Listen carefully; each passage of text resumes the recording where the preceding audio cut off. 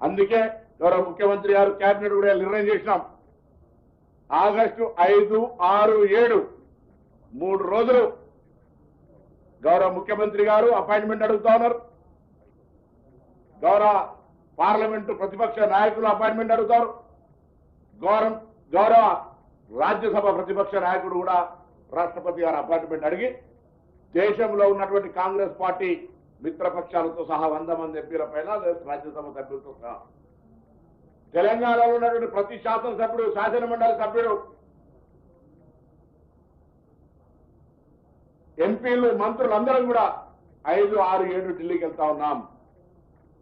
తెలంగాణలో ఉన్నటువంటి బీసీ మేధావులు, బీసీల నాయకులు, కుల సంఘాల నాయకులు ఆనాడు ఏ జాయింట్ యాక్షన్ కమిటీ వేసుకొని తెలంగాణ ఉద్యమం కొరకు పోరాడినో ఇవాళ ఇది ఒక కీలకమైనటువంటి దశ.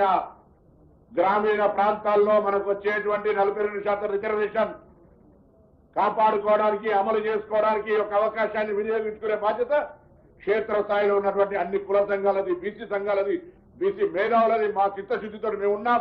ఎక్కడ కూడా 1% డివేట్ కాకుండా మా ముఖ్యమంత్రి గారు అనేక సందర్భాల్లో ఎన్ని విమర్శలు వచ్చినా, ఎవరిని చెప్పినా ఉప ముఖ్యమంత్రి గారు, సబ్ కమిటీ చైర్మన్, పిసిసి అధ్యక్షులు అందరూ కూడా టోటల్ క్యాబినెట్ మా నాయకత్వం రాహుల్ గాంధీ గారు మాట ఇచ్చినారు, దాన్ని అమలు చేయాలనే చిత్తశుద్ధితో పోతా ఉన్నాం.